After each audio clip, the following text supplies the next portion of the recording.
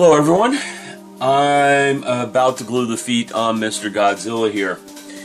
As you can see, I've already glued the arms on him. I have the legs taped on so I can glue the feet on properly. I don't want to glue the legs on then the feet because I think it's going to be easier for me to do the seam filling on the feet. Now before I do this, a couple of things I wanted to show you guys what I did to the feet. Okay. Now we're going to zoom in a little bit here. And of course, the focus issues come in. You can see I textured those feet up really nicely. Just put a band of waves around them, then took a bamboo cocktail stick, or just a bamboo stick, and gave her a texture. Okay. Another thing, he got a manicure. Those toes needed it. And I did some work on filling up a few gaps on this one. This one had it real bad. There's one spot on this one where it got real bad, and you can see where there's a lot of aves on it. I also did some aves between the toes to hide the seams there in some areas where I thought it needed it. If I need to come back, I'll get it again. And you can see I did the same texturing on the back of this foot. Okay, you guys can't see it that well because this just it is picking up. You can see that texture goes across the top of the feet, and that's why I replicated it on the sides. Alright, arms.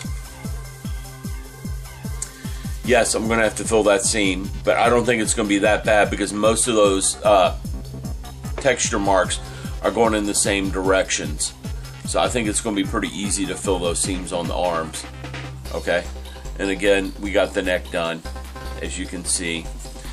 I've got to fix up the seam on this tail too, where it glued back on. The tail's holding this time. That's because I used Tamiya regular cement and not that Embro Pro Weld. Now, the Embro Pro Weld is great stuff, don't get me wrong, but in this case, I don't think it was working. Because again, it was leaving a residual behind when when the tail came apart. That kind of surprised me a little bit. But anyhow, there we go. About to glue the feet on. Then I can do some seam filling on the feet and the arms, and then put the feet on. And then all that's left is the back fins. Those are simple. So I'm saving them for last. Should be able to get her primed up in the next day or two. Alright folks, here's where we're at with Godzilla. He has arms and legs. Just have to put his spines on his back and have to do the seam filling around his legs. Although for the most part, as you can tell, let me zoom in a teeny bit here. For the most part, those seams are very unobtrusive. I did some work on his arms. I did some seam filling around his legs. You can definitely see the seam filling around his legs. Okay. I've done some more work on his tail. It's staying on this time. So using a different type of glue, this is what's doing it. Okay. So that's where we stand. Just a little seam filling around his legs, put his spines on, and Mr. Big Guy gets some primer. Oh, I gotta tape up that mouth. But he's gonna get some primer in the next day. Yay! He'll be ready to stomp some Japanese. Stomp, stomp. Well, thank you. Have a good one. We're gonna do a small mini Aves tutorial. Okay. I used to use other seam filling stuff, and I think I'm going to trash most of that and just go with Aves. Simply because I can't see going back. Now, first thing, Aves comes in 2 tubs. Okay, you have part A and part B. It's an epoxy, so you do have to mix them together. Alright, and once they're mixed, they will start curing. It has a pretty long working time. I've let it sit for 2 hours, and it wasn't soft, but you could still mold it, and it would hold the form and cure after that. I've recently since then learned how not to let it sit, but we'll get into that in a second. I have a little bit here mixed up.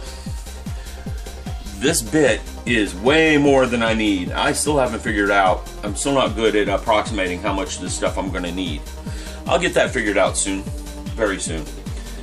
Keep a bowl of water around, because you're going to need it. This stuff works better if your fingers are wet and your tools are wet. Now, What I'm going to do is reposition the camera so it's on my work area and you can see what I'm doing. Okay. I'm going to zoom her in just a teeny bit. There we go. Alright. So what I usually do to work with Aves is I pinch off a little piece. Little tiny piece. Get my fingers wet. I get the piece somewhat rounded. Rolling it between my fingers. Then I start rolling it on my cutting mat. Now, part of the reason for this is that I want it to be a snake. And by making it a long, thin snake like this, I have better control over how much I put on a seam. Okay? I have much better control over how much I put on a seam. Let's move the camera just a little bit because we're off camera. There we go. Then I will take, I keep a bamboo skewer around because it will reach places where my fingers won't. Usually cut off a chunk of it with my knife. Okay. I want to reposition the camera a little bit again because we're about to move over and start working on Mr. Godzilla here. Alright. Now, I'm going to take this piece, I lay it down on my seam, I get my fingers really wet and I just start pressing it in like this. And if you guys can see that, it's starting to smooth and conform to the seam very well with just some water. Pushing it down in the grooves. A little bit of water, a little bit of work like that. Dry it off with my rag, and that seam is filled. I have not worked with something that is that quick and easy to work with. Let's get another piece off here. I'm going to roll it out a little bit thinner because this spot's getting a little more delicate. Cut off a piece. Pick it up. We're going to lay it around the seam. Okay, a little off. No, not quite off camera, but close. Push it down in the seam. And you start from one edge and push it towards the other. The stuff will stretch as you push it and conform and fill. And seriously, for working on seams, this can't be beat. It just goes right in there. I mean, it can be beat, but I don't know about what. Because you can see how fast that was. And I'm using my rag to wipe the excess off. Since it is water soluble, it will move and fill grooves and cracks, and your rag can fix that. And just go back over it again with a wet finger and you can smooth it a little bit more. And again, wipe it off my rag, and you can see how that just filled that seam fast. I mean, like it was nothing. I'm going to continue, be back when I'm done, and show you what it looks like at the end. Back to show you the end result.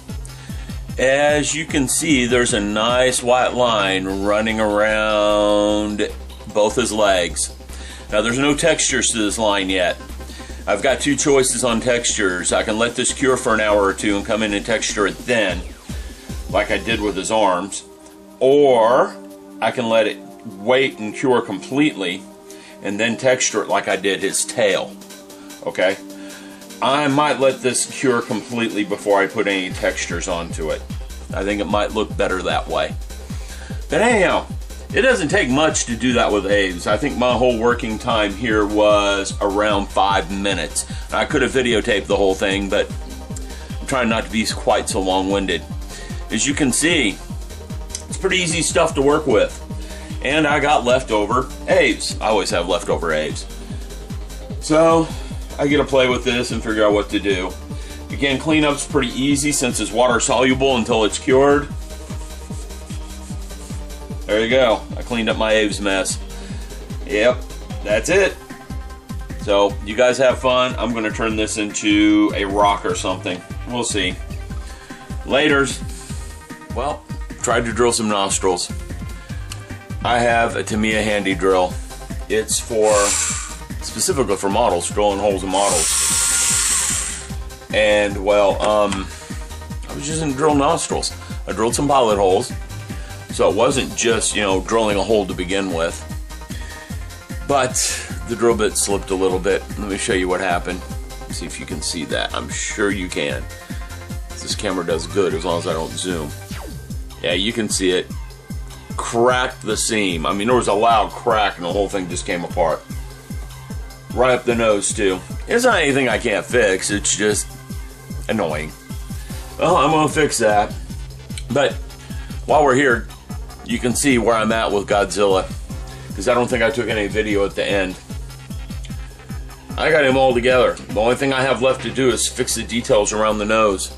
And he is ready for primer. Yes, he is ready for primer. Just got to fix that nose. I'm not going to paint his teeth up just yet until I'm done primering, you know, giving him his paint job. The last thing I'm going to paint are his teeth and nails.